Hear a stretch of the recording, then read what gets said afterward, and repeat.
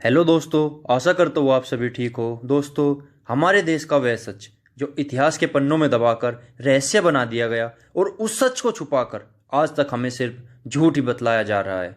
आपको याद ही होगा, आज़ादी के समय हमारे देश में दो विचारधाराएं बह रही थी, हिंसा और अहिंसा। मैं इनमें से एक विचारधारा हिंसा के पक्ष में हूँ। वीडियो में उस इंसान की हकीकत छिपी हुई है जो खुद को अहिंसा का पुजारी कहता था और जिसे महात्मा और बापू की उपाधि दी गई है। इस वीडियो को कुछ लोग विवादित भी समझेंगे और खुद को अहिंसावादी बताकर मेरे खिलाफ कोई कानूनी कार्रवाई भी चाहेंगे। पर मैं फिर भी उन लोगों की हकीकत आप लोगों के सामने लाना चाहता हूँ जिन्होंने देश के लिए जान दी और उन्हें फिर भी आतंकवादी घोषित किया गया, और जो देशद्रोही थे उन्हें राष्ट्रपिता की उपाधि दी गई। वीडियो पूरा देखिएगा, और जो भी भाई मेरे साथ नया जुड़ रहा है वह चैनल को सब्सक्राइब जरूर कीजिएगा ताकि आप लोग इस तरह के रहस्य को जान सकें। बात उस दौर की है जब आज़ादी के बाद पाकिस्तान से दिल्ली की तरफ जो रेलगाड़ी आ रही थी उनमें हिंदू इस प्रकार बैठे थे जैसे माल की बोरियां एक के ऊपर एक रची जाती है। अंदर ज़्यादातर मरे हुए ही थे, गला कटे हुए।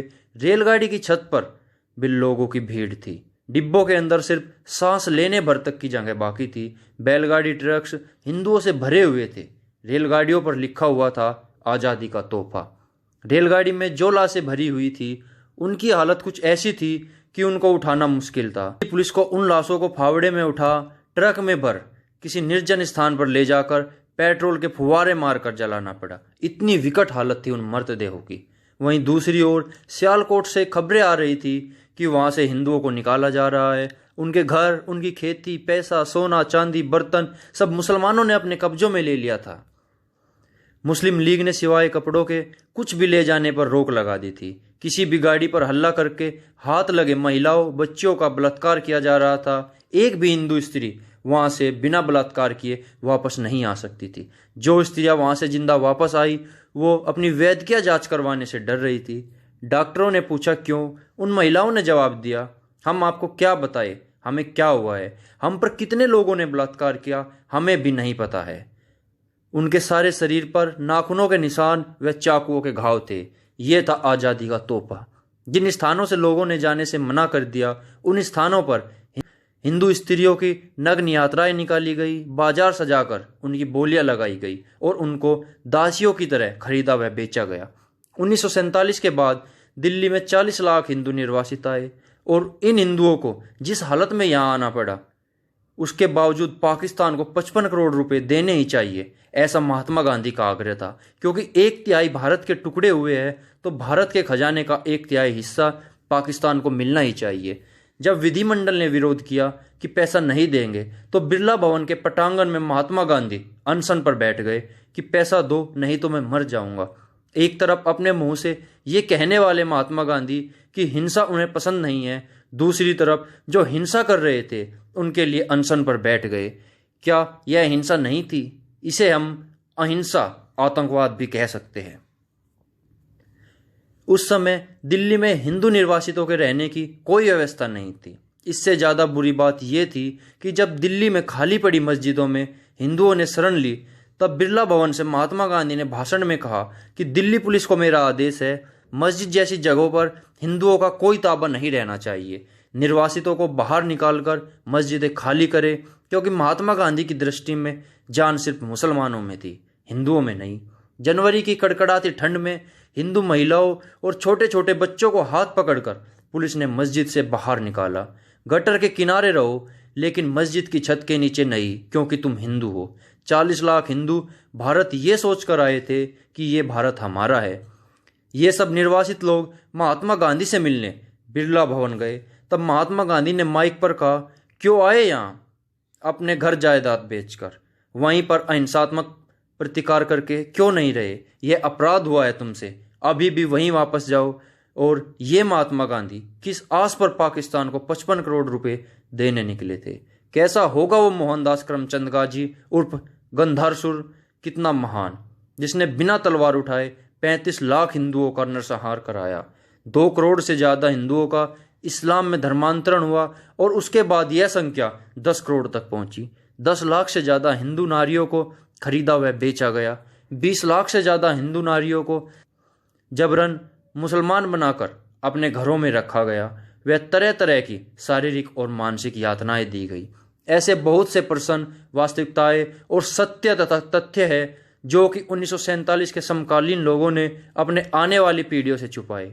हिंदू कहते हैं कि जो हो गया उसे भूल जाओ, एक नए कल की शुरुआत करो, परंतु इस्लाम के लिए तो कोई कल नहीं, कोई आज नहीं। वहां तो बस दारुल हर्ब को दारुल इस्लाम में बदलने का ही लक्ष्य है। पल प्रतिपल विभाजन के बाद एक और विभाजन का षड्यंत्र रचा गया। आपने बहुत से देशों में से नए देशों का निर्माण होते देखा होगा। यूएसएसआर टूटने के बाद बहुत से नए देश बने, जैसे तजाकिस्तान, कजाकिस्तान आदि। परंतु यह सब देश जो बने वो एक परिभाषित अविभाजित सीमा के अंदर बने। और जब भारत का विभाजन हुआ तो क्या कारण थे कि पूर्वी पाकिस्तान और पश्चिमी पाकिस्तान बनाए गए? क्यों नहीं एक ही पाकिस्तान बनाया गया? या तो पश्चिम में बना लेते या फिर पूर्व में, परंतु ऐसा नहीं हुआ।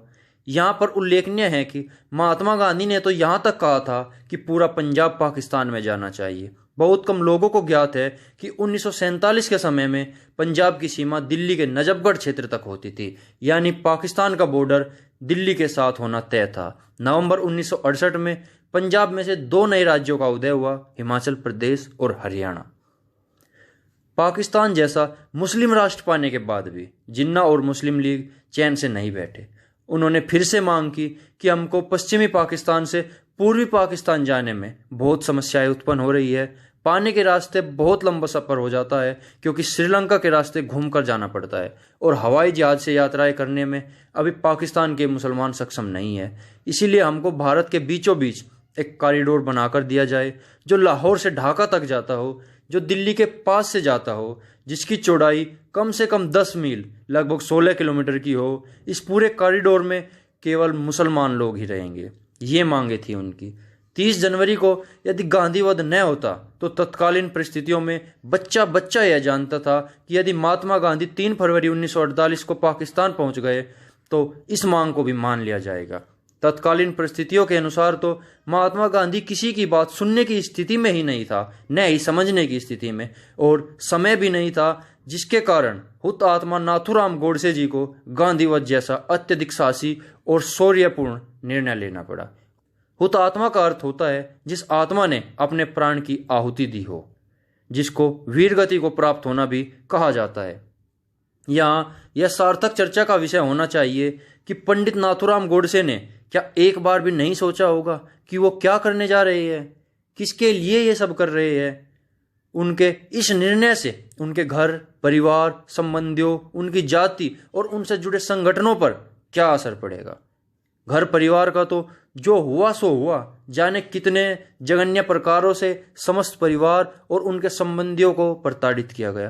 परंतु अहिंसा का पाठ पढ़ाने वाले महात्मा गांधी के कुछ अहिंसक आतंकवादियों ने 30 जनवरी 1948 की रात को ही पुणे में 6000 ब्राह्मणों को चुन चुनकर घर से निकालकर जिंदा जलाया। 10,000 से ज्यादा ब्राह्मणों के घर और उनकी दुकानें जलाई गई।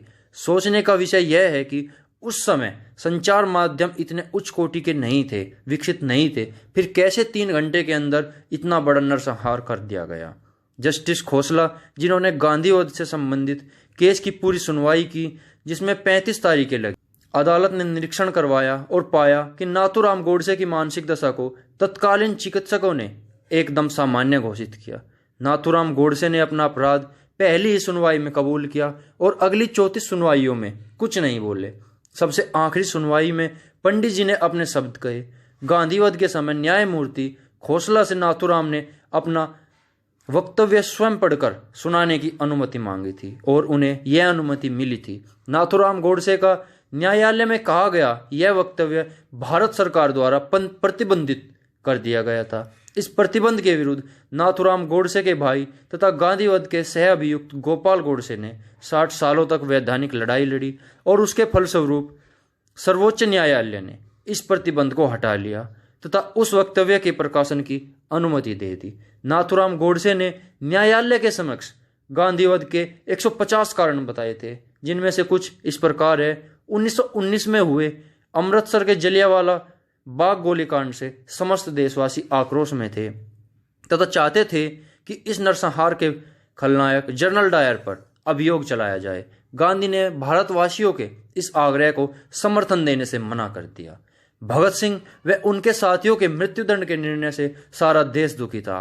वह गांधी की ओर देख रहा था कि गांधी हस्तक्षेप कर इन देशभक्तों को मृत्यु से बचाएंगे, किंतु गांधी ने भगत सिंह की हिंसा को अनुचित ठहराते हुए जन सामान्य की इस मांग को अस्वीकार कर दिया। क्या आश्चर्य है कि आज भी भगत सिंह व अन्य क्रांतिकारियों को आतंकवादी कहा जाता है। 6 मई 1946 को समाजवादी कार्यकर्ताओं को अपने संबोधन में गांधी ने मुस्लिम लीग की हिंसा के समक्ष अपनी आहुति देने की प्रेरणा दी। मोहम्मद अली जिन्ना आदि राष्ट्रवादी मुस्लिम नेताओं के विरोध को अनदेखा करते हुए 1921 में गांधी ने खिलाफत आंदोलन को समर्थन देने की घोषणा की, तो सिर्फ केवल के मोपला में मुसलमानों द्वारा वहां के हिंदुओं की मारकाट की, जिसमें लगभग 1500 हिंदू मारे गए व 2000 से अधिक को मुसलमान बना लिया गया। गांधी ने इस हिंसा का विरोध नहीं किया, जबकि खुदा के बहादुर बंदों की बहादुरी के रूप में वर्णन किया। 1926 में आर्य समाज द्वारा चलाए गए शुद्धि आंदोलन में लगे स्वामी श्रद्धानंद जी की हत्या अब्दुल रशीद नामक एक मुसलमान युवक ने कर दी। इसकी प्रतिक्रिया स्वरूप गांधी ने अब्दुल रशीद को अपना भाई कहकर उसे इस कृत्य को उचित ठहराया। शुद्धि आंदोलन को राष्ट्र विरोधी तथा हिंदू मुस्लिम एकता के लिए अहितकारी घोषित किया। गांधी ने अनेकों अवसर पर छत्रपति शिवाजी, महाराणा प्रताप व गुरु गोविंद सिंह को पथभ्रष्ट देशभक्त कहा। गांधी ने जहां एक ओर कश्मीर के हिंदू राजा हरि सिंह को कश्मीर मुस्लिम बहुल क्षेत्र होने के कारण शासन छोड़ने व काशी जाकर प्रायश्चित करने का परामर्श दिया, वहीं दूसरी ओर हैदराबाद के निजाम के शासन का हिंदू बहुल हैदराबाद में समर्थन किया। यह गांधी ही था जिसने मोहम्मद अली जिन्ना को कायदे आजम की उपाधि दी। 1931 में कांग्रेस के ध्वज निर्माण के लिए बनी समिति ने सर्वसम्मति से चरखांकित भगवा वस्त्र का निर्णय लिया, किंतु गांधी की जिद के कारण उसे तिरंगा कर दिया गया। कांग्रेस के त्रिपुरा अधिवेशन में नेताजी सुभाष चंद्र बोस को बहुमत से कांग्रेस अध्यक्ष बना लिया गया, किंतु गांधी सीतारमैया का समर्थन कर रहा था। अतः सुभाष बाबू ने निरंतर विरोध व असहयोग के कारण पद त्याग कर दिया। लाहौर कांग्रेस में वल्लभ भाई पटेल का बहुमत से चुनाव संपन्न हुआ, किंतु गांधी की जिद के कारण यह पद जवाहरलाल नेहरू को दे दिया गया। 14-15 जून 1947 को दिल्ली में आयोजित अखिल भारतीय कांग्रेस समिति की बैठक में भारत विभाजन का प्रस्ताव अस्वीकार होने वाला था, किंतु गांधी ने वहां पहुंचकर प्रस्ताव का समर्थन करवाया। यह भी तब जबकि उन्होंने स्वयं ही यह कहा था कि देश का विभाजन उनकी लाश पर होगा। मोहम्मद अली जिन्ना ने गांधी से विभाजन के समय हिंदू मुस्लिम जनसंख्या की संपूर्ण अदला बदली का आग्रह किया था, जिसे गांधी ने अस्वीकार कर दिया। जवाहरलाल नेहरू की अध्यक्षता में मंत्रिमंडल ने सोमनाथ मंदिर का सरकारी खर्च पर पुनर्निर्माण का प्रस्ताव पारित किया, परंतु गांधी जो मंत्रिमंडल के सदस्य भी नहीं थे, उन्होंने सोमनाथ मंदिर पर सरकारी खर्च के प्रस्ताव को निरस्त करवाया और 13 जनवरी 1948 को आमरण अनशन के माध्यम से सरकार पर दिल्ली की मस्जिदों का सरकारी खर्चे से पुनर्निर्माण कराने के लिए दबाव डाला। पाकिस्तान से आए विस्थापित हिंदुओं ने दिल्ली की खाली मस्जिदों में जब अस्थायी शरण ली, तो गांधी ने उन उजड़े हिंदुओं को, जिनमें वृद्ध, स्त्रियां व बालक अधिक थे, मस्जिदों से खदेड़ बाहर ठिठुरते शीत में रात बिताने पर मजबूर किया। 22 अक्टूबर 1947 को पाकिस्तान ने कश्मीर पर आक्रमण कर दिया। उससे पूर्व माउंटबेटन ने भारत सरकार से पाकिस्तान को 55 करोड़ रुपए की राशि देने का परामर्श दिया था। केंद्रीय मंत्रिमंडल ने आक्रमण के दृष्टिगत यह राशि देने को टालने का निर्णय लिया, किंतु गांधी ने उसी समय यह राशि तुरंत दिलवाने के लिए आमरण अनशन किए। फलस्वरूप यह राशि पाकिस्तान को भारत के हितों के विपरीत दे दी गई। उपरोक्त परिस्थितियों में नाथूराम गोडसे नामक एक सच्चे भारतीय देशभक्त युवक ने महात्मा गांधी का वध कर दिया। न्यायालय में चले अभियोग के परिणाम स्वरूप गोडसे को मृत्युदंड मिला, किंतु नाथूराम गोडसे ने न्यायालय में अपने कृत्य का जो स्पष्टीकरण दिया, उससे प्रभावित होकर उस अभियोग के न्यायाधीश श्री J.D. खोसला ने अपनी एक पुस्तक में लिखा, नाथूराम गोडसे का अभिभाषण दर्शकों के लिए एक आकर्षण दृश्य था। खचाखच भरा न्यायालय इतना भावुक हुआ कि लोगों की आहें और सिसकियां सुनने में आती थी और उनके गीले नेत्र और गिरने वाले आंसू दृष्टिगोचर होते थे। न्यायालय में उपस्थित उन प्रेक्षकों को यदि न्यायदान का कार्य सौंपा जाता तो मुझे तनिक भी संदेह नहीं है कि उन्होंने अधिकाधिक संख्या में यह घोषित किया होता कि नाथूराम निर्दोष है। नाथूराम गोडसे ने भारतीय न्याय व्यवस्था के अनुसार एक व्यक्ति की हत्या का अपराध मृत्युदंड के रूप में सहज ही स्वीकार किया, परंतु भारत माता के विरुद्ध जो अपराध महात्मा गांधी ने किए उनका दंड भारत माता व उनकी संतानों को भुगतना पड़ रहा है। यह स्थिति कब बदलेगी? प्रश्न यह भी उठता है कि नाथूराम गोडसे ने तो गांधीवध किया, उन्हें पेशाची कानूनों के द्वारा मृत्युदंड दिया गया, परंतु नानाजी आप्टे ने तो गोली नहीं मारी थी, उन्हें क्यों मृत्युदंड दिया गया? नाथूराम गोडसे को सह अभियुक्त नाना आप्टे के साथ 15 नवंबर 1949 को पंजाब के अंबाला की जेल में मृत्युदंड दे दिया गया।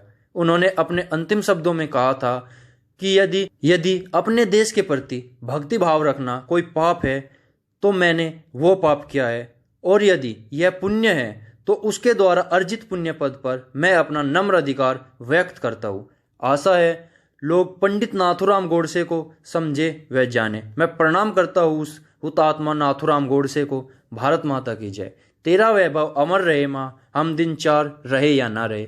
दोस्तों, अगर आपको वीडियो अच्छी लगी हो तो इसे ज़्यादा से ज़्यादा शेयर कीजिए ताकि हम भारतवासी क्रांतिकारी पंडित नाथूराम गोडसे के बारे में जान सके। और यदि आप नए हो तो चैनल को सब्सक्राइब जरूर कीजिएगा ताकि इस तरह इतिहास में छुपे हुए रहस्य मैं आप लोगों के सामने लेकर आता रहूं। धन्यवाद।